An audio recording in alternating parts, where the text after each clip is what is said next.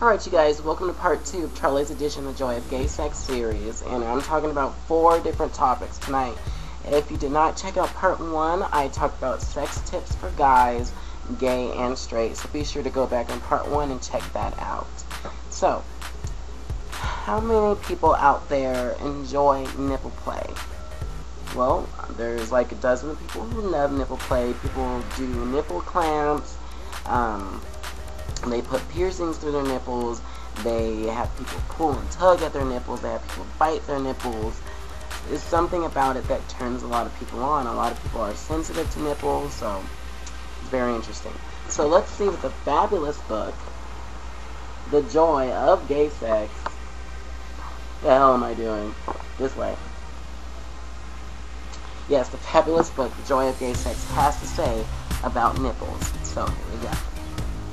The Canadian poet Ian Young calls nipples corks bobbing on a hot, sweat sea. We agree. One of the hottest sights around is a pair of ripe nipples on proud pecs, straining against or even bursting through the material of a tight t-shirt. To get your pectorals just right for that, you'll probably have to go to the gym and sweat through a lot of exercise. But to achieve outstanding nipples, you can exercise right in your own home. If you do it regularly, little by little, tit play will increase their size. Doctors tell us that men and women have the same nerve endings in their nipples. There has been an increasing interest in tit play by gay men as they catch up on what women have always known. Your nipples are tight little bundles of sensation just waiting to be awakened. Erotic nipple play has become so popular that there are now websites and clubs on the internet devoted exclusively to nipple action. Gay men like nipple action every way, from feathery, soft kissing to biting and chewing to heavy S&M using alligator clips, clamps, and weights. Tit torture.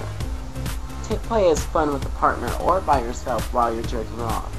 If you are with someone, work on his nipples during foreplay, while you're sucking him off, or while you're screwing him. And consider this. You can play with someone's nipples before, after, or even instead of genital sex. Some guys love to play with each other's nipples after they come. It's intimate and sexy. When working on a trick's tips, start gently. Some men have extremely sensitive nipples, and a gentle touch to one guy is the equivalent of a bite to another. Don't assault nipples. Stroke them gently with your fingers, lips, and teeth, and work up to more intense sensations. Listen to what your partner says. If he likes what you're doing and wants it harder, he'll definitely let you know, either by his physical reactions or by his words. It may take you a while to discover the pleasure your own tits can provide when you're by yourself, but it's worth the effort to find out. Try brushing them lightly with your fingers or hand, then alternate them with kneading and massaging while you masturbate. Start with a gentle touch and slowly increase the intensity. Fondle them, pinch them gently, then pinch a little harder. Tug the hairs around the nipple one at a time. Gradually work up to rougher stuff. You may come to like some fairly rough chewing on your tits. Don't be surprised. Your response is perfectly natural. Babies have been chewing on their mother's nipples for millennia.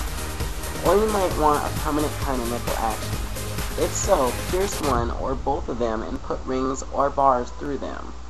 Should you come to prefer heavy workouts on your tips, you'll be rewarded the day after a session. As you walk around town, the sensation of your shirt against your sore tits will remind you of the man who worked on them. Very interesting. So, apparently nipples are extremely sensitive, and some people get turned on by it and some people don't. So, stay tuned to part 3 of Charlie's edition, The Joy of Gay Sex, where we'll talk about our next topic. Be sure to comment, let me know what you guys think about this topic. Also, I have dozens of videos here on the Joy of Gay Sex series that you could check out.